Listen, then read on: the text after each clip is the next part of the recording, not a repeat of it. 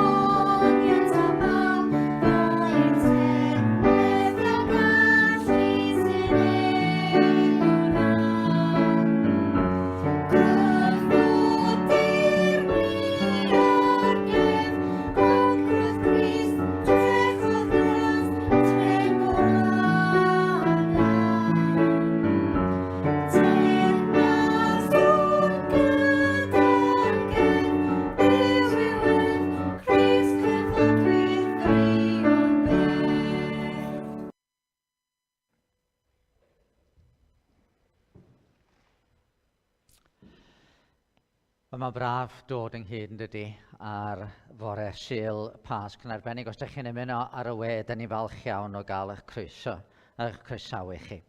Gobeithio gallwch chi gyd lawenhau gyda ni. Mae'r haul yn gwenu yma ym Mangor, ond yn fwy pwysig mae haul cyfiawnder yn gwenu ar yn calonnau ni.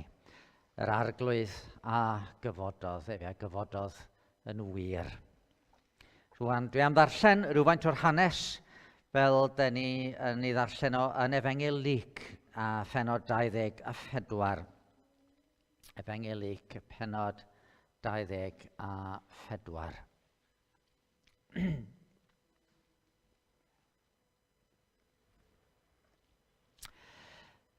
Ar y dydd cyntaf o'r wythnos, ar doriad gwawr, deithant at y bedd gan ddwyn y peraroglau roeddent wedi eu paratoi. Cawsant y maen wedi dreiglo i ffwrdd oddi wrth y bedd, ond pan eithant i mewn, ni chawsant gorff yr arglwydd Iesu. Yna ahwytha mewn penbleth ynglyn â hyn. Dyma ddau ddyn yn ymddangos iddynt mewn gwisgoedd llachar. Daeth ofn arnynt, a phlygasant ei wynebau tua'r ddaear, Meddai'r dynion wrthynt, pam yr ydych yn ceisio ymhlith y meirw, yr hwn sy'n fyw. Nid yw ef yma y mae wedi gyfodi. Cofiwch fel y llefarodd wrthych, tra oedd eto yng Galilea, gan ddeud i bod yn rhaid i fab y dyn gael ei draddodi i ddwylo pechaduriaid, a'i groeshoelio ar trydydd dydd at gyfodi. A daeth ei eiriau ef i'w cof. Dychwelsant o'r bedd ac adrodd yr holl bethau hyn wrth yr 11 ac wrth y lleill i gyd. Mae'r Magdalen, a Joanna a mae'r mam Iago oedd y gwragedd hyn. A'r un pethau ddywedodd y gwragedd eraill hefyd oedd gyda hwy wrth yr apostolion. Ond yw ti pwy? Lol oedd yr hanesion hyn. Gwrthod asant gredu'r gwragedd. Ond cododd Pedr a rhedeg at y bedd. Plygodd i edrych ac ni welodd ddim ond y llieiniau. Ac aeth ymaith gan ryfeddu wrth ei hun at yr hyn oedd wedi digwydd. Dyma air yr arglwydd. Wel, i chi'r plant, dwi'n meddwl os oeddech chi'n gwrando fan'na, ond oedd hwnna yn sôn am Pedr ar y diwedd yn doedd. Pedr yn dod at y bedd a jyst yn gweld y llieiniau a'r bedd yn wag. Ond mi oedd Pedr yn drist. Da ni'n gwybod fod Pedr yn un o ffrindiau gorau yr arglwydd Iesu Grist. Ac oedd o wedi gweld pethau ofnadwy'n digwydd i Iesu. Oedd o wedi gweld Iesu yn cael ei gymryd ffwrdd, cael ei arestio, cael ei ladd gan y Rhufeiniaid. Ac oedd hwnna'n drist, oedd hwnna'n drist ofnadwy. Ond oedd Pedr yn arbennig o drist. Ac y peth olaf, neu tro olaf oedd Pedr wedi gweld Iesu cyn iddo fe gael ei groeshoelio, oedd o wedi gadael Iesu i lawr. Er i fod yn ffrind da i Iesu. Eto, oedd o wedi gadael Iesu i lawr. Os ydych chi'n cofio, pan gafodd Iesu ei arestio, oedd Pedr yn dilyn o bell, a dyma rhywun yn dweud, wyt ti'n un o'i ddisgyblion o? A dyma Pedr yn na, dwi'n mynd i'n abod o. A tair gwaith oedd yr un peth wedi digwydd, oedd nhw wedi gofyn iddo fo. Wyt ti'n un o ffrindiau Iesu? A oedd wedi dweud na. Ac oedd o'n ofn. Ond oedd o mor drist. So oedd Iesu wedi dweud wrtho fo bod hyn yn mynd i ddigwydd, ac oedd o'n dweud, well, no way, dwi ddim yn mynd i fod yn ffrind gwael fel yna, dwi'n ffrind da i ti, Iesu. Ond oedd o wedi gadael Iesu lawr. A pan da ni'n gwneud pethau anghywir, dyna beth da ni'n gwneud hefyd, da ni'n gadael Iesu i lawr. A mi ddylai fo'n gwneud ni'n drist. Ond ar Sul y Pasg, da ni wedi darllen fan'na bod y bedd yn wag. A ddar ni ddarllen am yr angylion yn deud wrth y gwragedd am fynd wel, beth wedi digwydd.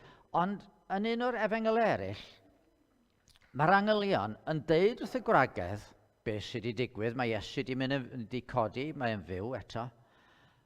Ond mae'r angylion hefyd yn deud wrth y gwragedd, ewch, dywedwch wrth y disgyblion, dydwch wrth ffrindiau Iesu, ac yn arbennig, dydwch wrth Pedr. Dwi wedi atgyfodi. Pam ydych chi'n meddwl fod Iesu isio i Pedr arbennig gwybod? Pan da ni'n drist, da ni angen rhywbeth i'n gwneud ni'n helpu ni bod yn hapus eto, dydyn ni. Ac oedd cael neges gan Iesu Grist yn dweud bod wedi dod yn fyw, oedd Iesu'n dweud bod wedi maddau. Oedd Iesu'n dweud bod popeth yn iawn. Dwi'n gwybod bod ti wedi'n gadael i lawr, ond maddau i ti.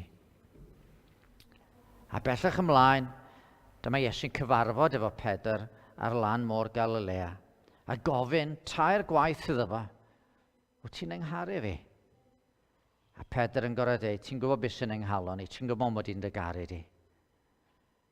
A mae Iesu'n dweud, dwi'n gwybod, dwi wedi maddau a dwi isio i ti wybod bod ti'n ffrindiau i fi a mod i'n gallu gweithio efo ti a trwyddo ti. So pan ydych chi'n teimlo yn drist bod chi wedi gadael Iesu i lawr mewn rhyw ffordd, Ewch ato fo, siaradwch efo Iesu, gweddiwch a gofynnwch i Iesu, plis wneud i faddu fi, a wneud i'n helpu fi. Os dyna newyddion gret y Pasg, ydy fod Dyw'n gallu maddu'r holl bethau drwg, a bod Iesu'n fyw unwaith eto. Wel, da ni am wrando ar emyn arall, achos fel o'n i'n sôn, bod ni'n sôn am atgyfodiad a bod Iesu'n fyw. Cyn hynny, oedd Iesu wedi gorfod mynd i'r groes yn doedd, oedd o wedi marw. A dyma mae'r emyn nesaf, mae Elin am ei chanu ni. Dewch i'w weld, frenin cariad. Dewch i'w weld, gwelwch goron ddraen a gwisg o borffor drud.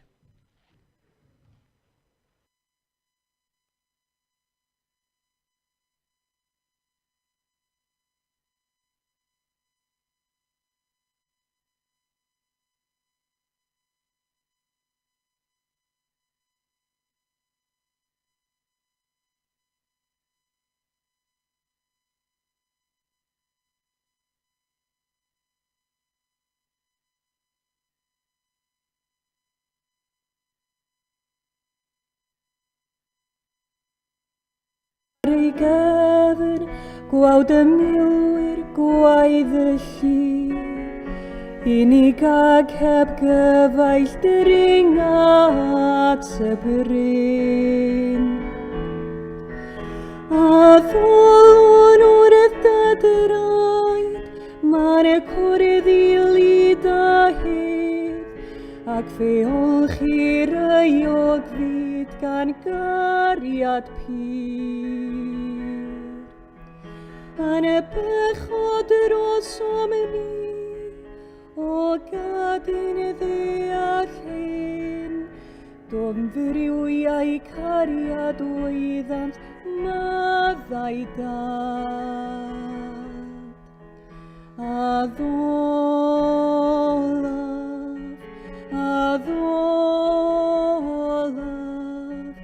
yr oen gaselad.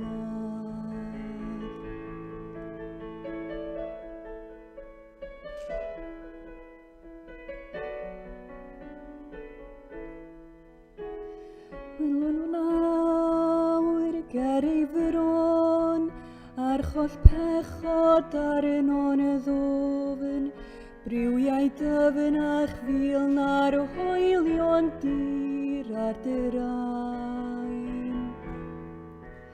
Balchder dyn a'i holl chwant, ein syrthiedig wylydd i ni, rhoes yr arglwydd arno'n y cosb yn llwyr a llawn. A ddolen o'r yddraid, ma'n y cwrdd i lyd a hyd, ac fe olchi'r euog fyd gan gariad pyr. Yn y bechod dros omni, o gadyn ddeall hyn, dom ddrywiau cariad oeddant maddau dad. A ddolaf,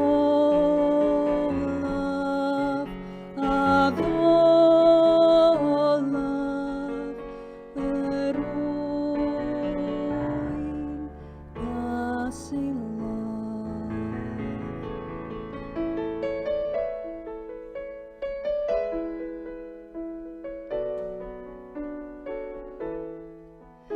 Nefolyn, ddaeth i'n byd, un dwi'n ni yn ôl i'th nef, gwylaidd blygwn y baned and yr amdylygau di. Drwy dy ing y dawyn gwlydd, a thrwydd Ffrwd Byw nawyn ni, nes dy atgyfodiad sy'n ein codi fri. A ddolen o'r yddraid, ma'n y cwrdd i lyd a hyd, ac fe yn ei gariad pyr. Yn y bechod roedd som yn ni, o dadyn y ddeallyn, dwm ddriwiau cariad oeddant maddau dad. A ddolaf,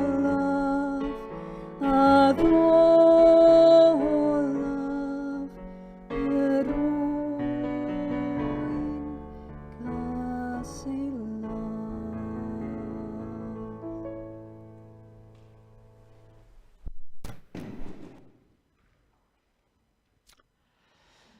Gadwch i ni droi at yr arglwydd mewn gweddi, gadewch i ni weddio.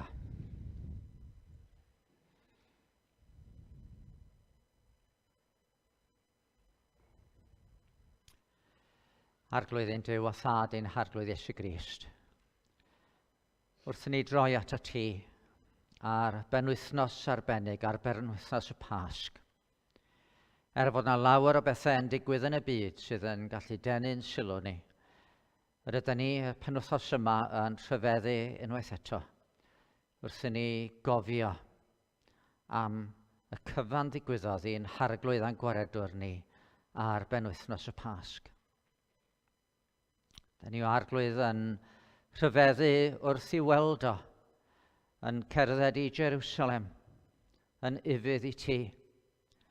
Dyn ni yn gofidio ddiwn tad, wrth i weld o'n cael ei fradychu, a'i gondemnio, ei gamdrin a'i wawdio a'i ddirmygu.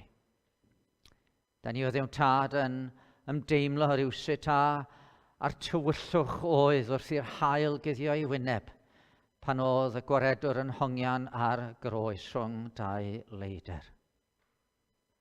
Ac eto ochr yn ochr ar gofid hwnnw o arglwydd mae yna ryfeddu. Oherwydd da ni sylweddoli unwaith eto, mae cariad oedd yn gymhelliad i'r gwaredwr. Y gwaredwr oedd yn gallu dod a deud wrtho ti, wrth iddyn nhw hoelio i ddwylo fo i'r pren. Maddau iddynt canes ni wyddant pa beth ymaint yn ei wneithir. Cariad oedd yn ei galan wrth oedd o droi at y lleidr ar y groes yn ei ymyl o, a deud heddiw byddi gyda mi ym Mharadwys.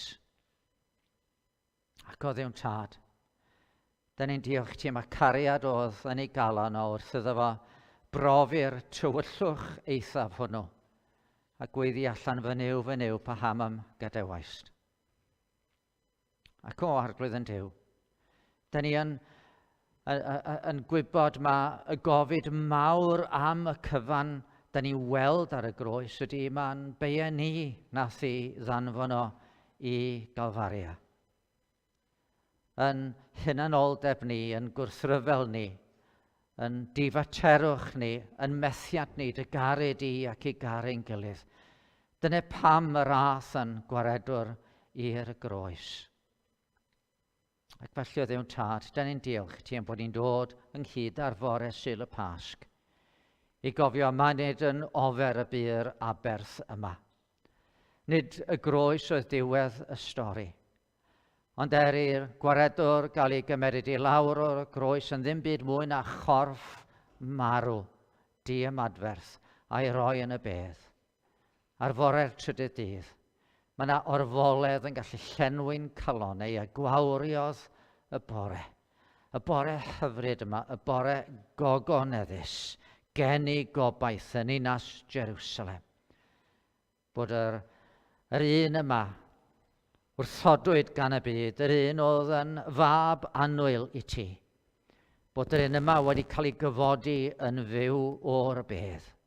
A'i fod o'n fyw byth bythoedd, i ddwyn maddeuant i'r rhai sydd yn barod i roed i ffydd ynddo fo. A bywyd newydd. Ac o arglwydd yn Duw, felly bore yma mae'r dwyster oedden ni'n brofi dydd Gwener wrth gofio am y groes. Rywsut yn cael troi yn orfoledd, mae'r tristwch yn troi'n llawenydd. Mae'r anobaith o weld yn gwaredwr yn cael ei wrthod, yn troi yn obaith bywiol. Yn obaith sydd yn fwy na jyst rhyw ddymuniad am fywyd gwell. Yn obaith sydd yn fwy na ryw ddychymyg.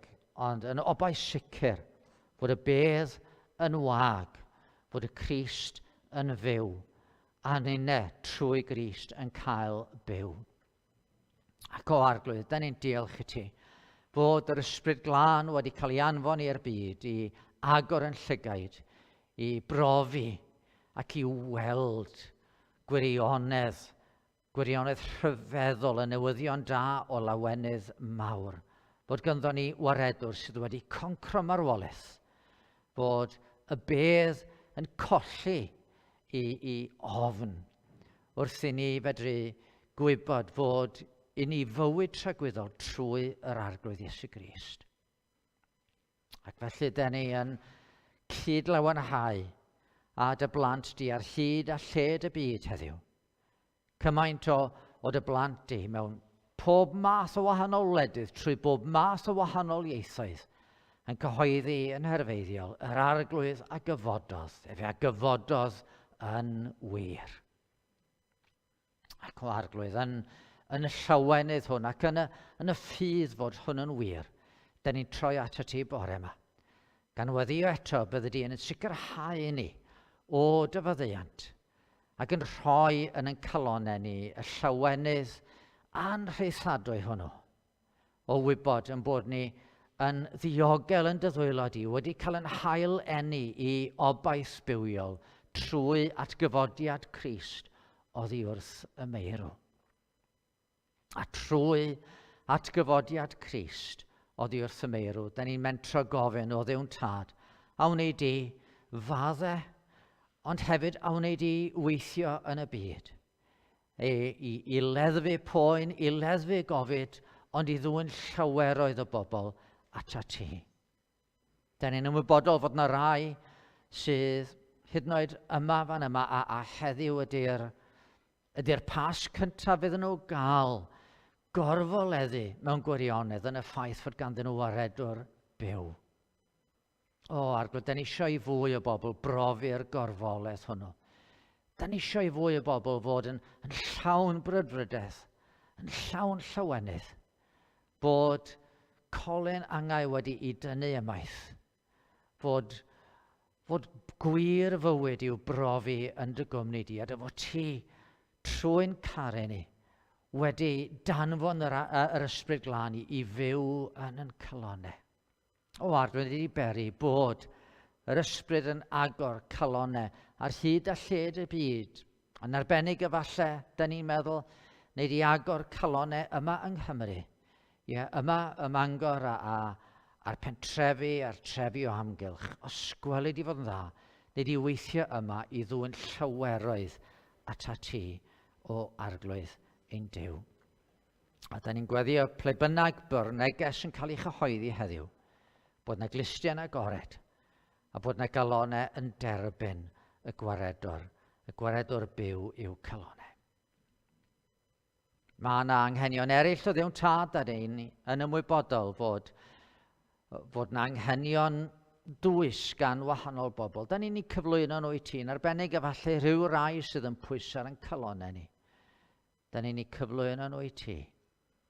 Ond da ni'n gofyn, os gwelid i fod yn dda rwan, nid i hefyd siarad efo ni trwy dy air.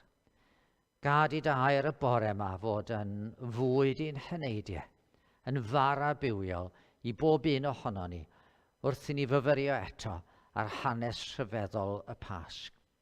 Felly cliw yn gweddio, Dad. Maddau'n holl feie, a derbyn yn diolch am dy holl ddaioni trwy Iesu Grist, yn harglwydd a'n gwaredwr da. Amen.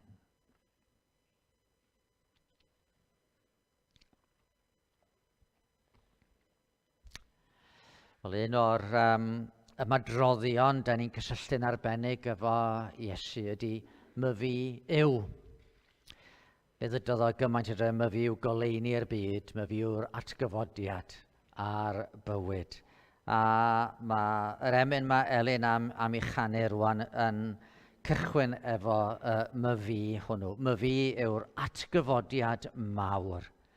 Myfu yw gwawr y bywyd. Caiff pawb am cred, meddfa ar y glwydd Dduw, trengu, fyw mewn eilfyd.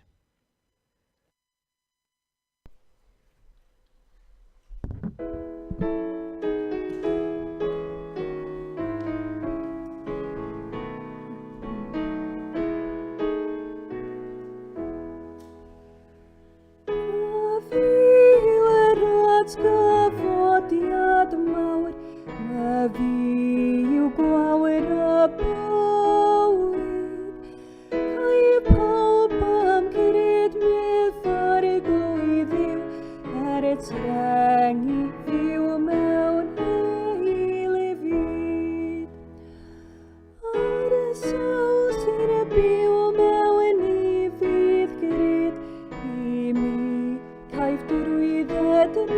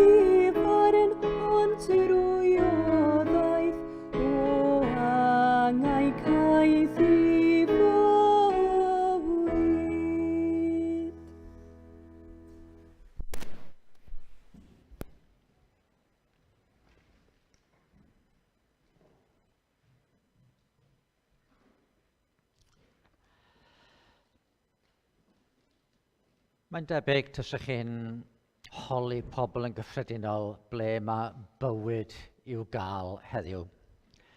Go bryn bydden nhw'n deud mae yn y capel y bydden ni'n ei ffeindio fa.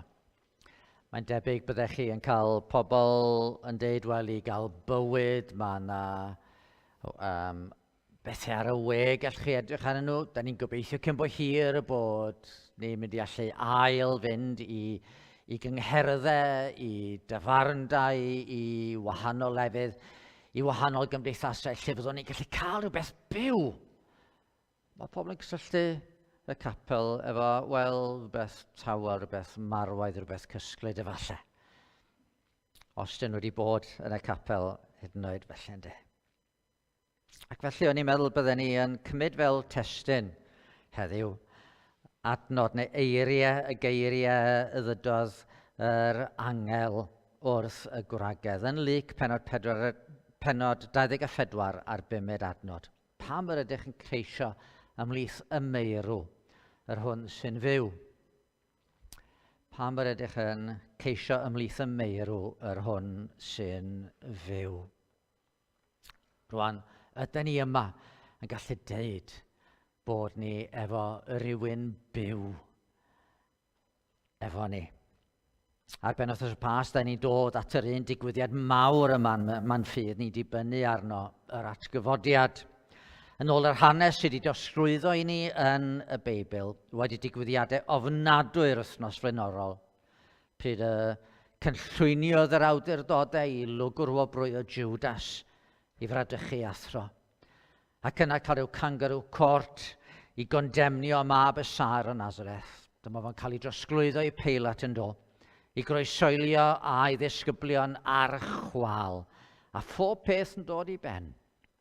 Ond wedyn, da ni'n deall, ar fore'r trydydd dydd, fe newidiodd popeth. Mi oedd y bedd yn wag. Angylion yn popio ni fyny o gwmpas y lle i siarad efo'r gwragedd. Yr arglwydd ei hun yn atgyfodi. A nid reincarnation fel mae crefyddau'r dwyrain yn gallu sôn amdano fo, ond Iesu ei hun yn fyw, ac yn fyw nid i farw byth eto, yn ymddangos trwy ddrysau sydd oedd wedi cael eu cloi. A mae'n debyg bod hwnna'n swnio'n rhy dda i fod yn wir, ydy o? Mae yn beth anodd i gredu. A mae pobl yn ei chael ein anodd i gredu yn y dyddiau ni, bod na unrhyw un wedi dod yn ôl yn fyw. A da ni'n gwybod bod na lawer o bobl yn dweud, wel, just chwedloniaeth ydy'r cyfan, rhyw myth, rhyw ddychymyg. Os oes yna unrhyw sail i'r peth yna, naill ai mi nath y disgyblion neu'r eglwys fore nid y stori i fyny mwyn parhau honiadau, neu fe wnaethon nhw mewn rhyw emosiwn mawr gael rhyw hallucinations. Ac achos bod nhw just isio gweld Iesu a dyma nhw'n dychmygu fod o wedi ymddangos. Sneb heddiw'n credu fod atgyfodiad yn bosib, oes? Hynny di, oedden nhw'n byw mewn oes gyntefig, ofergoelus. A felly mae pobl heddiw sydd isio deud rhywbeth a falle'n gallu sôn am ysbryd Iesu'n parhau yn ei ddilynwyr mewn rhyw ffordd. Wrth gwrs, yr un mae pobl fel yna'n anghofio ydy. Mi oedd hi'n anodd credu yn yr atgyfodiad yn yddi Iesu Grist. Doedd pobl ddim yn codi'n fyw unwaith oedden nhw wedi bod yn y beth. Unwaith oedden nhw wedi marw, wel dyna fo, oedden nhw'n aros wedi marw.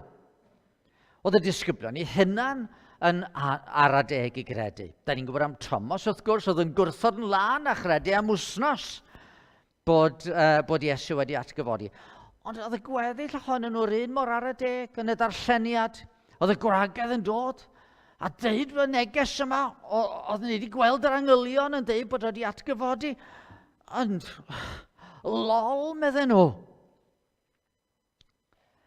A phan ymddangosodd Iesu hun, oedden nhw'n meddwl, mae ysbryd oedd o. Ac felly sy'ch chi'n darllen ymlaen yn y benod yma, sa'n ni'n gweld Iesu'n gofyn iddyn nhw, pam da chi wedi cynhyrfu?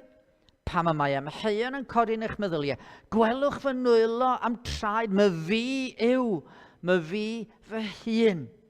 Cyffyrddwch am mi, a gwelwch.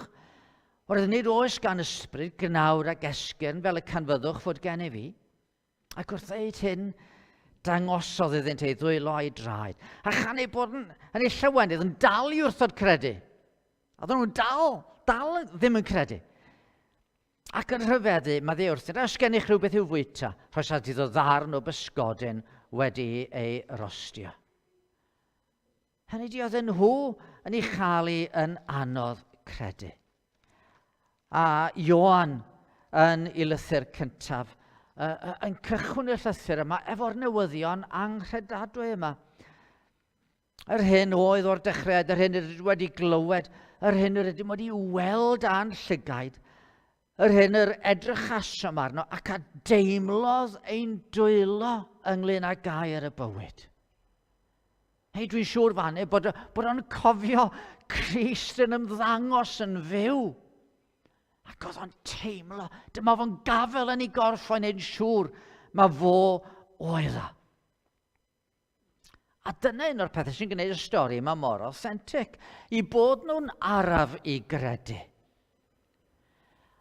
Ac wrth i bobl edrych ar y dystiolaeth, a mae yna lawer wedi trio edrych ar y dystiolaeth, hyd yn oed edrych ar y dystiolaeth mwyn profi nad oedd Iesu ddim wedi atgyfodi.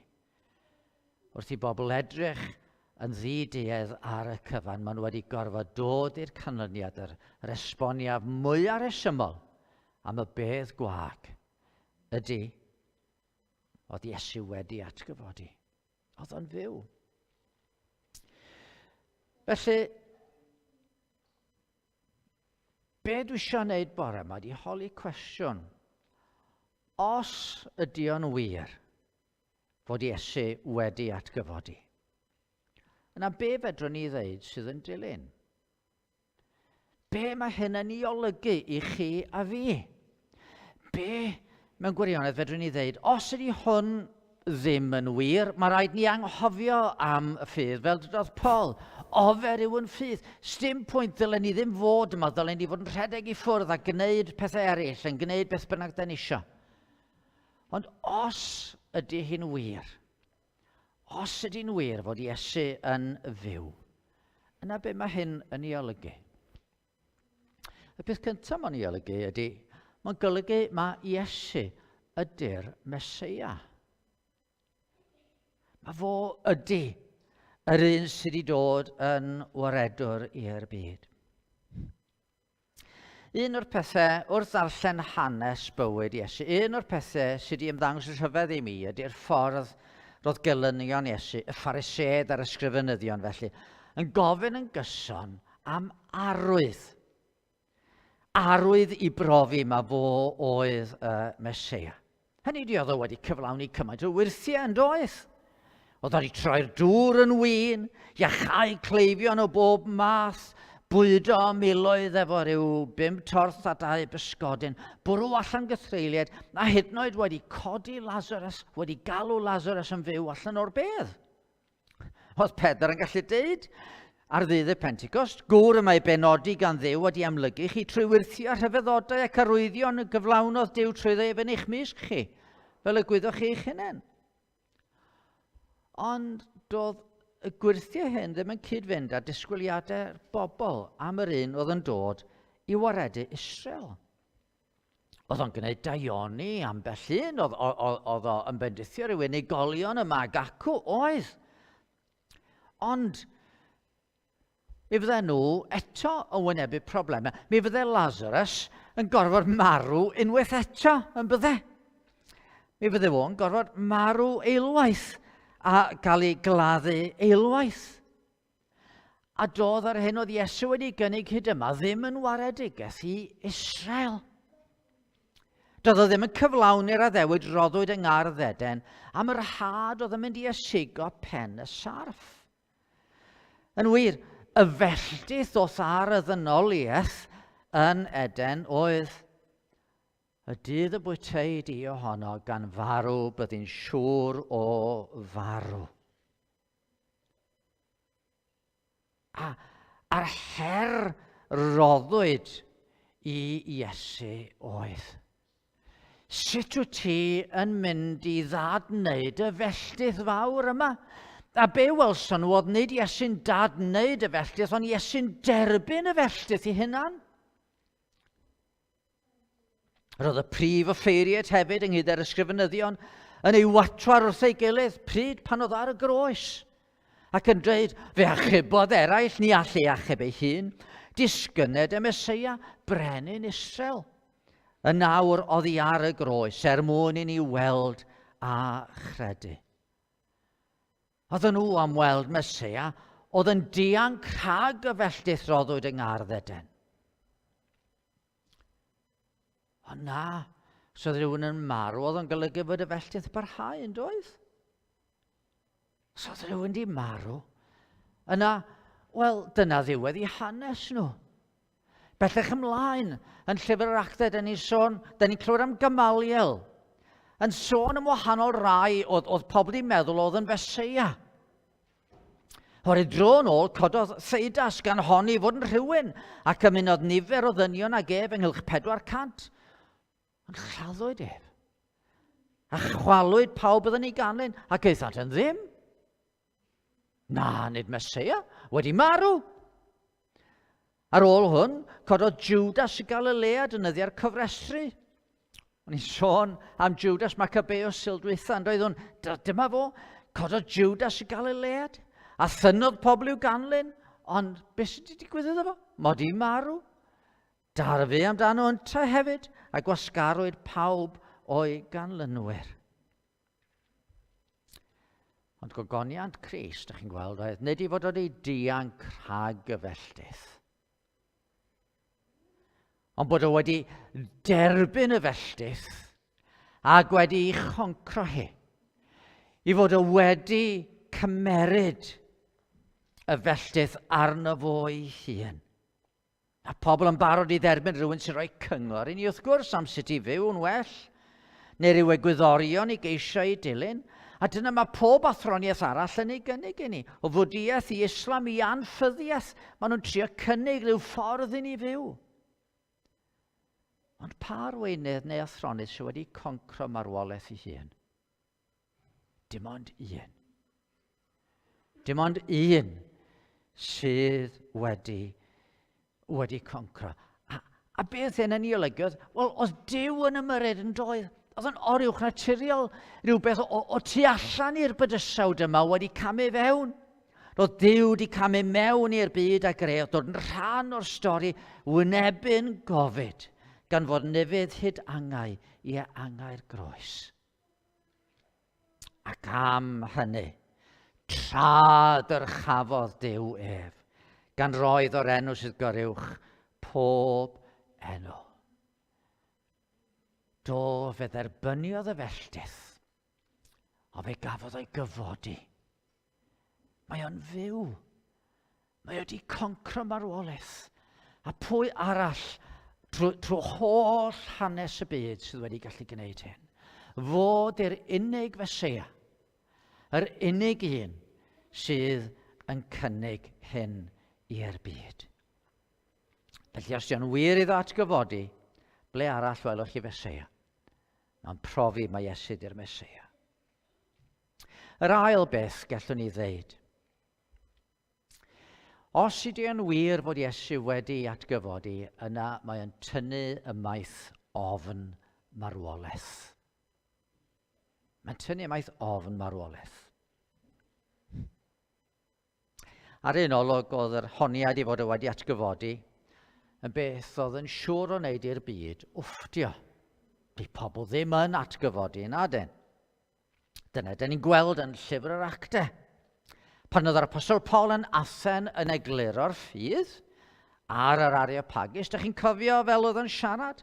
Gosododd Duw ddiwrnod, pryd y bydd yn barnu'r byd mewn cyfiawnder, trwy ŵr a benododd, ac fe roi sicrwydd o hyn i bawb trwy ei atgyfodi oddi wrth y meirw.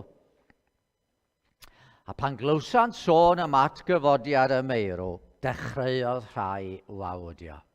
Come off it, Paul. Tydi pobl ddim yn atgyfodi. A beth ymlaen wedyn pan oedd Paul yn amddiffyn ei hun ger bron Festus ag Agrippa. Dyma fo'n mynd ati sôn am fod Iesu wedi atgyfodi. A'i fod o wedi gweld Iesu ar y ffordd i Damascus a Festus yn gweiddi allan. Yr wyt yn wallgo, Paul. Mae dy fawr ddisg wedi dyrru di'n wallgo. O ti'n bonkers. Tydi pobl ddim yn atgyfodi. A mae'n digwydd o hyd. Os ydych chi sôn fod Iesu wedi atgyfodi, mae pobl yn meddwl bod chi'n wirion.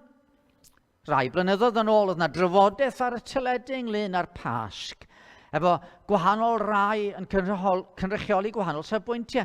A pan gyfeirio Dr Derry Thomas at yr atgyfodiad, yn ansyth, mi oedd Iolo ap Gwyn oedd yn cynrychioli'r anffyddwyr y pryd hynny yn y drafodaeth. Ac yn syth, unwaith nath Derry sôn am yr atgyfodiad, wfftio oedd Iolo ap Gwyn. A dyna sydd yn digwydd pan mae rhai yn dadlau efo Richard Dawkins mewn dadleuon cyhoeddus. Unwaith mae yna sôn am yr atgyfodiad, oh, here we go, we're in fairyland once again. Oherwydd marwolaeth ydy'r un ffais sydd yn wynebu pob un sydd yn y byd yma. A dyfyniad enwog Benjamin Franklin. In this world, nothing can be said be certain except death and taxes. Wel, dwi'n gwybod am y trethu, ond y sicr, mae marwolaeth yn dydy. Mae marwolaeth yn ddychryn. Mae'n ofn. Mae'n ddychryn i lawer am fod yn golygu gwahanu mawr yn dydy. Da ni'n colli'n hanwyliad a fedrwn ni ddim i galw nhw nôl. A by'r flwyddyn ddiwethaf yn ein enbyd yn ein byd ni. Gyda chymaint yn colli anwyliad a heb hyd yn oed fedru ffarwelio fo nhw achos y cyfyngiadau oherwydd Covid-19. Ond dwi ddim jyst yn gwahanu. Mae'n ddychryn hefyd achos bod pobl ddim yn gwybod beth sy'n digwydd pan ydyn ni'n marw.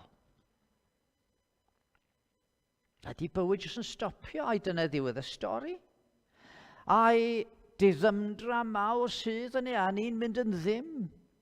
Neu ydy pobl yn cario ymlaen i ryw fyd arall? Am na ryw reddf ynddo ni sydd yn dweud, wel mae rhaid bod na rhywbeth mwy yn does.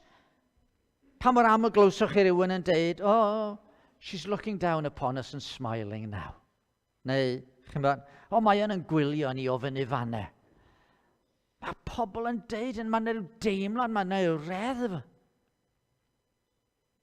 Ond hefyd, mae yna amheuon. Fod yna rhywbeth gwahanol yn disgwyl i ni. Beth os ydyn ni'n gorfod ateb am yr hyn da ni wedi wneud? Yn gymaint ag y gosodwyd i ddynion farw. Unwaith, a bod barn yn dilyn hynny. Ond beth os ydy rhywun wedi derbyn y farn yn lle ni? Beth os ydy rhywun wedi derbyn y condemniad trosto ni? Wedi derbyn y felltith?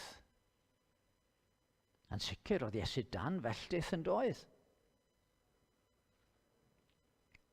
Dyna oedd y prif offeiriad ar ysgrifenyddion yn ei weld wrth iddyn nhw weld Iesu fan yna yn hongian o'i blaen nhw. Ond oedd yr ysgrythur yn deud yn glir fod unrhyw un oedd wedi grogi ar bren dan felltith Duw. Iddyn nhw roedd hyn yn arwydd sicr nad Iesu oedd y Meseia. A se Iesu wedi aros yn y bedd, da chi'n gweld, bydde neb wedi gallu credu'n rhywbeth gwahanol. Ie, oedd o dan felltith a nath y felltith i orchfygu fo i goncrofadau ddiwedd y stori. Ond na, fe gyfododd Iesu. Fe dalodd y pris a dod allan yr ochr arall. Fe atgyfododd. Nid pris i bechodau hun achos doedd o ddim wedi pechu. Ond yn pechodau ni. Ac oherwydd hynny, does dim rhaid i ni ofni beth sy'n digwydd pan dyn ni'n marw. Mae'r pris wedi dalu. A'r llythyr at yr Ebrill yn ei osod o fel hyn, gan fod y plant yn cyfranogi o'r un cig a gwaed, cig a gwaed sydd yma yn byw ac wedyn yn marw. Felly, mae ynta'r un modd wedi cyfranogi o'r cig a gwaed hwnnw mwyn iddo trwy farwolaeth ddiddymur hwn sydd â grym dros farwolaeth sydd y diafol. A rhyddhau rheini o llwyth trwy ofn marwolaeth wedi dal mewn caethiwed ar hyd I hoes. Trwy ofn marwolaeth. Be ydy bywyd? Ond nid bywyd I gymaint o bobl ydy jyst trio gwthio marwolaeth I ffwrdd mor bell ag y gallan nhw, mwynhau bywyd tra mae o yma. A'r ofn ydy bod y farwolaeth yn mynd I ddod a'n dal ni. Ond mae Crist wedi dod I ryddhau rheini o llwyth trwy ofn marwolaeth wedi dal mewn caethiwed ar hyd I hoes. Byddodd Iesu yn dod wrth I ddisgyblion am beidio ofn i'r rhai sy'n lladd y corff, ond wedi hynny sy'n methu gwneud yn byd arall. Mae'n swnio yn rhyfedd yn ydy. Sut fedrwn ni beidio ofn i'r rhai sy'n lladd y corff? Ond na, dyna mae Iesu'n dweud. Sdim eisiau ni ofni rai sydd yn lladd y corff ac wedi hynny methu gwneud yn byd arall. Nid geiriau gwag oedden nhw gan Iesu, nid bravado. Ni wybu Crist beth oedd pechu, ond gwnaeth Duw ef yn bechod drosom ni. Mwyn I ni ddod yn gyfiawnder Duw yn ddo ef. Mae Duw yn cyfrif I fab fel petai o wedi cyflawni yn holl drygioni ni, yn holl wrthryfel ni. Ac fe nath o ddeud, na, dwi ddim yn goddef y drygion I hynny. Ac fe drodd cefn ar ei fab ar y groes. Ac yn yr enid honno, yn yr eiliad honno o dywyllwch, oedd Iesu yn profi'r felltith, yn cymeryd y felltith a chi a fi fod I gael. Mwyn I ni ddod yn gyfiawnder Duw yn ddo ef. Mwyn I ni fedru deud efo Paul, marw sydd elw. Achos wrth I ni farw, Fe fyddwn ni'n gadael y byd afreal yma lle mae Dyw'n ymddangos mor bell ar adegau, a fyddwn ni'n cael mynd i gwmni Dyw a phrofi gwen Dyw am dragwyddoldeb. A does dim rhaid ofyn i marwolaeth.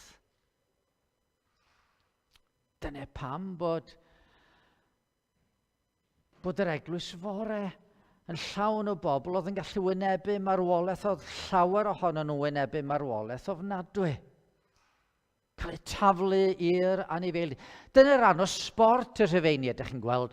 Oedd cymeryd rhai oedd wedi cael efallai i cymeryd yn gaethweisio neu yn droseddwyr neu rhywbeth, ac oedden nhw'n taflu nhw i'r llewod, ac oedden nhw'n gwneud yn siŵr bod yr anifeiliaid gwyllt yma ddim yn cael bwyd am ddyddiau cyn bydden nhw yn cael eu gollwng yn rhydd i'r arena lle oedd y troseddwyr i gyd, ac wrth gwrs rhan o sport y Rhufeinwyr, oedd gweld y troseddwyr mae gyd yn rhedeg i ffwrdd a trio osgoi'r anifeiliaid. Ond oedd Cristnogion, pan oedden nhw'n cael eu taflu i'r anifeiliaid, jyst yna yn gwenu, yn canu mawl i Dduw ac yn croesawu marwolaeth. Nid bod nhw'n suicidal, ond bod nhw'n edrych ymlaen at gael bod gyda Christ. A heddiw, yn nwylo Christ. Ie, mae marwolaeth yn gallu bod yn boenus. Mae marwolaeth yn gallu bod yn ofid, yn gwahanu ni. Ac eto, mae'n ddrws at Christ. At fod gyda go am dragwyddoldeb. Mae yr atgyfodiad yn tynnu ymaith ofn marwolaeth. Lle dyna chi ddau, beth yn profi mae Iesu di'r Mesia, mae'n tynnu ymaith ofn marwolaeth. Ond yn drydydd, mae yna fwy. Nid pie in the sky when you die ydy Cristnogaeth. Mae'n wir y bod na fendith tragwyddol yn dod i ni wedyn i farw, ond mae yna newid rwan. Mae atgyfodiad Iesu yn rhoi bywyd newydd i ni. Mae'n rhoi bywyd newydd i ni. Chod, un o'r pethau anodd i unrhyw un sy'n trio byw yn dda ydy sylweddoli yn bod ni yn methu. Mae wir yn dydi? Da chi wedi trio byw yn dda. A da chi'n yn rhyw fath o lwyddo mewn rhai pethau, ond da chi'n gwybod bod chi'n methu. Mae yna rhyw afiechyd, mae yna rhyw ddiffyg ynddo ni. Oedd Paul yn ei lythyrau i'r Rhufeiniaid pennod 7 yn dweud, mae'r ewyllus i wneud daioni gennyf, y beth nad yw gennyf yw'r gweithredu. Bydd yn cyflawni nid y daioni rwy'n ewyllysio, ond yr union drygioni sy'n groes i'm ewyllus. Rwy'n cael y ddeddf hon ar waith pan wyf yn ewyllysio gwneud daioni, drygioni sy'n gynnig i hun i fi. Dwi'n cael un haws bod yn hunanol na bod yn hael. Dwi'n cael un haws i fod yn falch na bod yn ostringedig. Mae'n hawdd chwenochu beth sydd gan bobl eraill neu ryw sefyllfaoedd gwahanol. Mae'n hawdd bod yn anfodlon a hyd yn oed ar adegau diarmygu rhywun arall, digio yn erbyn rhywun arall, casau rhywun arall. Meddyliwch am y darlun yma, da chi adre, a mae'r peiriant golchi ymlaen yn y gegin, mae plant yn gwylio'r teledu, a da chi ar y cyfrifiadur a mae'r golau ymlaen. Ac yn sydyn, mae'r cyfan yn mynd ffwrdd. Mae yna power cut.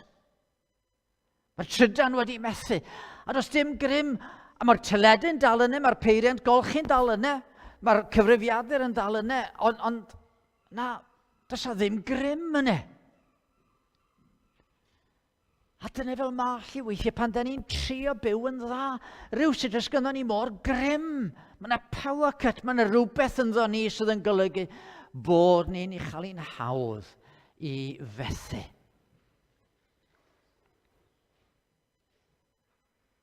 Ond beth sydd yn digwydd? Fe ddydodd Iesu'r ddisgyblion, a rwyf fi'n dweud wrthych, mae'n fuddiol i chi fy mod i'n mynd ymaith. Oedd os nad af ni ddawr eiriolwr atoch chi, ond os af, fe hanfonodd atoch chi, yr eiriolwr. Fe o fyna i'm tad ac fe rydd ef i chi eiriolwr arall i fod gyda chi am beth. Pwy di'r eiriolwr yma? Wel, yr ysbryd glân. Mae yna berson newydd di dod ato ni. Sydd yr un mor alluog, yr un mor llawn o drigaredd, yr un mor ddoethol a'r arglwydd Crist. Mae'r ysbryd glân wedi dod ato ni. A nid jyst dod ato ni, mae wedi gwneud i gartref ynddo ni wrth i ni gredu yn y gwaredwr. Mae wedi gwneud i gartref ynddo ni a mae ar waith ynom ni. Os yw ysbryd yr hwn a gyfododd Iesu oddi wrth y meirw, yn cartrefu ynoch. Bydd yr hwn a gyfododd Grist oddi wrth y meirw yn rhoi bywyd newydd hefyd i'ch cyrff marwol chi trwy ysbryd sy'n ymgartrefu ynoch chi. Mae'r atgyfodiad yn golygu bod yr ysbryd glân wedi cael ei ddanfon a bod yr ysbryd yn dod i mewn i'n calonnau ni a bod yr ysbryd ar waith yn newid ni. A Paul yn gweddio, mae'n deud wrth Gristnogion Ephesus bod yn gweddio drostyn nhw, bydden nhw'n dod i ddeall beth yw aruthrol fawredd y gall sydd ganddo o'n plaid ni sy'n credu. Y grymuster hwnnw y gyflawnodd yng ngrym ei nerth yng Nghrist pan gyfododd ef oddi wrth y meirw. A'i osod i eistedd ar ei ddehilaw yn y nefolion leoedd. Pa nerth, pa rym, pa allu oedd yn gallu codi corff oedd wedi cael ei groeshoelio a'i wneud o'n fyw eto. Dyma'r nerth sydd ar waith yn y rhai sydd yn credu yn Iesu Grist rwan yn y byd yma ac yn y bywyd yma. Ac felly, mae yna ganlyniadau. Mae yna ffrwyth yn dod i ni'n does. Oherwydd ffrwyth yr ysbryd ydy. Cariad, llawenydd, tangnefedd, goddefgarwch, caredigrwydd, daioni, ffyddlondeb, addfwynder, hynna ddisgybleth. Sim rhaid i'r drwg gael y gorau arno ni. Sim rhaid i ni bechu. Da ni yn pechu a da ni'n dal i bechu a mae'n debyg byddwn ni'n dal i bechu tra byddwn ni yn y byd yma. Ac eto mi fedrwn ni conquest ar bechu. Ni bechu llai, mi fedrwn ni gael grym i fyw yn sanctaeth. A Duw wedi siarad trwy'r gair mewn cymaint o wahanol ffyrdd. Ydych chi'n meddwl enghraifft am Pedr yn deud ar ddechrau ei ail lythyr. Y mae ei allu dwyfol wedi rhoi ni bob peth sy'n angen rheidiol i fywyd a dywioldeb. Popeth da ni angen i fyw'n wahanol rwan. Nid trwy ni ymdrechu a penderfynu bod ni'n mynd i fod yn well. Ond trwy'r ysbryd yn ein calonnau ni roi syched dyfnach na erioed am fod yn dda, am fod yn sanctaidd, am fod yn debyg i Iesu. Ac wedi'r ysbryd roi'r cymhelliad yna yn ein calonnau ni, yna da ni rhyw sy'n cael y nerth a'r ysbryd ei hun sy'n y nerthu ni, fel yn bod ni yn ymdrechu ac yn byw'n wahanol. Mae o ynddo ni. Mae'n cymryd gafel ynddo ni, mae'n lliwio'n gweithredoedd ni pan da ni'n gadael iddo fe gymryd gafel ar y newyllus. A mae Paul yn gallu deud y mae gennyf gryfder at bob gofyn trwy'r hwn sydd fy nerthu i. Trwy'r hwn sydd fy nerthu. Doedd o ddim fod o'n gryf, oedd o wedi cyfaddau hunan. Oedd ganddo fo swmbl yn y corff, oedd ganddo fo ryw broblem, ryw ddreinan yn ei ystlys, oedd wir yn broblem, oedd yn boen iddo fo, gan stopio fo. A gofyn iddo, wneud i symud y broblem yma, a Duw dweud na. Digon i ti fy ngras i. Rhaid ti ddysgu ma nid dy nerth di ydi o, ond fy nerth i yno ti. Pwysar na i. Os di o'n wir fod Iesu wedi atgyfodi, yna pa bynnag sefyllfa ydych chi yn ei wynebu heddiw, pa bynnag amgylchiadau, pa bynnag broblem, pa bynnag boen ydych chi yn ei ofni. Heddiw, fori, yr wythnos sydd yn dod, pa bynnag faint o ddyddiau fyddwn ni byw, mae'r Duw gyfododd Iesu oddi wrth y meirw ar waith ynddo ni sy'n credu ynddo fo. Felly oedd Paul yn gallu sgrifennu at y Rhufeiniaid ac yn dweud, pwy a'n gwahana ni oddi wrth gariad Crist? A'i gwrthryfnder? Neu ing, neu erlyd, neu newyn, neu noethni, neu berygl, neu gleddyf? Hyn yn wir yw ein rhan. Diolch yn golygu bod bywyd y ddi-boen. Diolch yn golygu bod bywyd heb ei broblemau. Fel y mae'n ysgrifenedig, dy fwy'n di, fe'n rhoddir i farwolaeth drwy'r dydd, fe'n cyfrifir fel defaid i'w lladd, ond y pethau hyn y mae gennym fuddugoliaeth lwyr, neu fel oedd yr hen gyfeithiad yn dweud, yr ydym yn fwy na cho'n cwerwyr. Sut? Trwy'r hwn a'n carodd ni. Roedd yn gwbl sicr na all nac angau nac einioes, nac angylion a thywysogaethau, na'r presennol, na'r dyfodol, na grymusterau, na uchelderau, na dyfnderau, na dim arall a grewyd ein gwahanu ni oddi wrth gariad Duw yng Nghrist Iesu ein haryglwydd. Mae'r atgyfodiad Iesu. Mae o yn profi mae Iesu di'r Meseia dyn ni angen. Mae'n tynnu ymaith ofn marwolaeth a rhoi gobaith i ni am fywyd tragwyddol. A mae'n gweithio ynddo ni rwan, golygu bod yr ysbryd glân ar waith ynddo ni rwan, fel bod ni'n profi bywyd newydd. A dyna pam da ni'n gallu gorfoleddu y bore yma yn yr atgyfodiad. Ydych chi yn credu? Ydych chi yn credu bore yma bod Crist yn fyw, bod y bedd yn wag, a bod y gwaredwr heddiw yn fyw? Wrth gredu ynddo fo, ac wrth roi iddo fo yn melltith ni y farn da ni'n ei heiddi, mae o yn tynnu ymaith y gofid i gyd. Mae'n tynnu ymaith y condemniad. A da ni'n cael bywyd newydd rwan, a bywyd tragwyddol i ddod trwyddo fo. Gadwch chi ni weddio. Arglwydd yn Duw. Mewn byd lle mae pobl yn ofni, mae'r reality dyn ni bob dydd ydi fod. Pobl yn cael ei geni, a maen nhw'n tyfu, a maen nhw'n byw, ac wedyn maen nhw'n marw. Da ni'n diolch i ti fod na un sydd wedi concro marwolaeth, yr arglwydd Iesu i hun. Ysgwali di fo'n dda. Rhoi ni y llawenydd, y gorfolaeth, y gobaith sydd yn dod trwy atgyfodiad Iesu oddi wrth y meirw.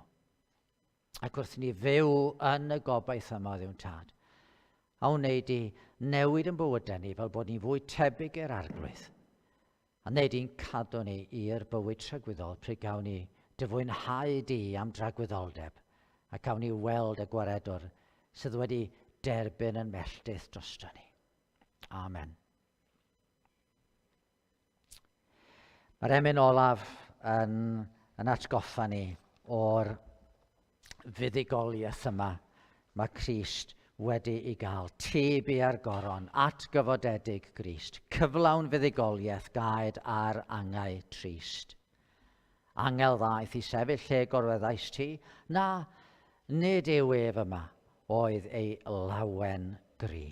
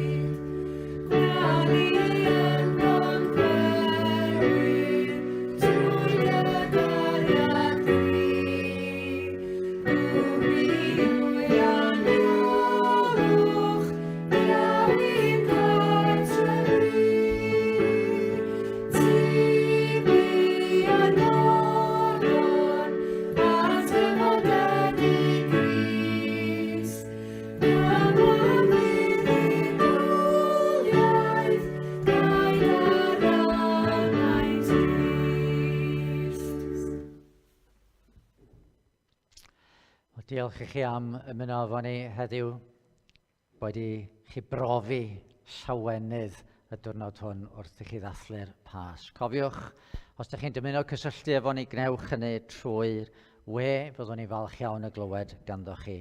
A'r Sul nesaf, os fydd Dyw'n caniatáu, mi fydd na oed fama, a byddwn ni'n disgwyl y parchedig Dewi Tudur yma i bregethu i ni Sul nesaf. Yn y cyfamser, gadwch i ni roi yn hynny yng ngofal yr arglwydd. Bydded i ni am gyffred beth yw arithro fawredd y gallu sydd ganddo o'n plaid ni sy'n credu. Y grymuster hwnnw a gyflawnodd yng ngrym ei nerth yng Nghrist, pan gyfododd ef, oddi wrth y meirw, a'i osod i eistedd ar i ddehelaw yn y nefolion leoedd, ymhell uwchlaw pob tywysogaeth, ac awdurdod a gallu ac arglwyddiaeth, a phob teitl a geir, nid yn unig yn yr oes bresennol, ond hefyd yn yr oes sydd i ddod. A byddai di ras ein harglwydd Iesu Grist, ac i gariad Duw ein tad, ac i eithas yr ysbryd glân aros gyda ni oll o'r awr hon, hyd byth. Amen.